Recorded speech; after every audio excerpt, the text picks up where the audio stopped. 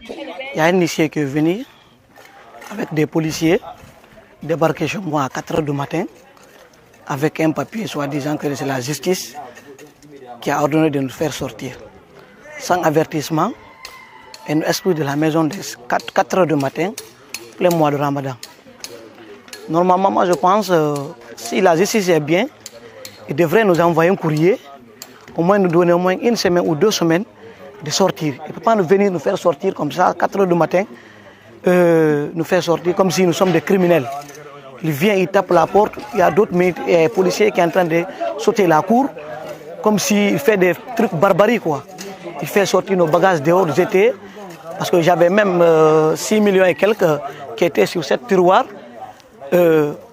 L'argent là, je le retrouve pris. Si tu pars, tu ouvres cette tiroir, le tiroir là est gâté même. S'il faut même, tu peux aller l'ouvrir, voir. Et on ne retrouve plus. Parce qu'il n'y avait personne qui pouvait, on a appelé le propriétaire de la maison, lui était là, avec le chef de quartier. Le chef de quartier dit qu'il n'a pas reçu une autorisation, ils n'ont pas passé chez lui pour le voir, pour nous inscrire. Bon, moi ce que je demande à la justice, et la justice, ils n'ont qu'à bien voir les choses. Ils n'ont qu'à voir les choses. De faire sortir quelqu'un en plein mois de Ramadan, comme ça, ce n'est pas la meilleure chose. Ce n'est pas ça la justice. C'est la force qu'ils ont utilisée. Des policiers qui viennent nous faire barbarie, on dormait avec des enfants, des cris, déranger tout le monde.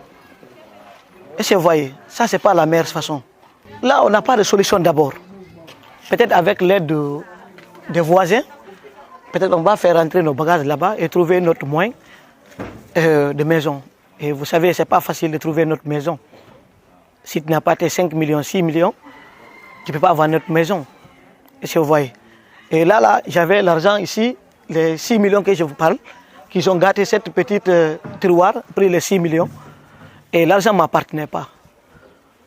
La femme là, son mari l'a envoyé l'argent, j'ai récupéré ça hier pour le remettre comme Sundakati de la famille quoi.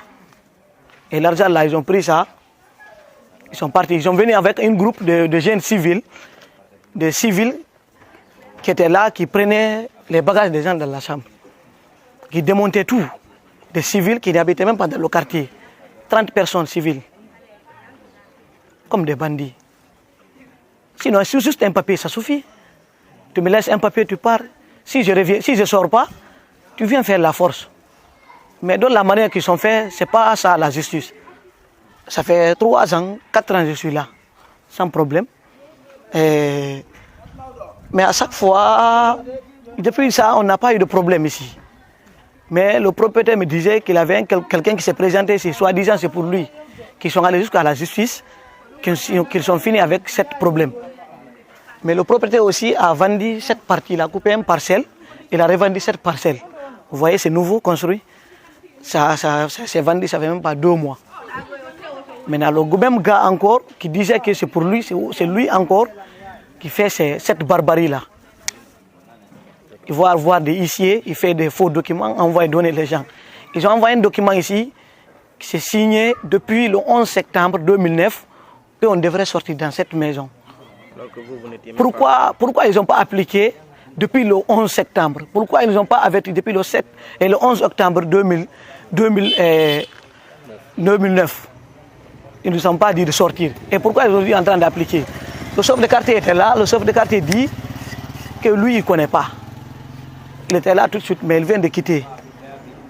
Donc moi, j'ai dit à les policiers, le commandant qui était le chef d'opération, je l'avais dit, c'est pas comme ça. Si on vient, un huissier vient chez vous, d'exécuter un ordre, vous devrez faire un avertissement. Laissez-nous, nous on va gérer, nous sommes de l'autorité. Ou bien, ici il vient, il nous dit, ah monsieur, il y a un problème ici, on veut que vous livrez la maison d'ici dans 1 mois ou dans 2 semaines, on va sortir nos bagages sans problème, sans bruit. Et il vient débarquer ici à 4 h du matin, tout le monde dormait, tout le monde fatigué. Il vient déranger les gens, tout le monde. Les problèmes d'affaires de dominial, ça ne finit pas.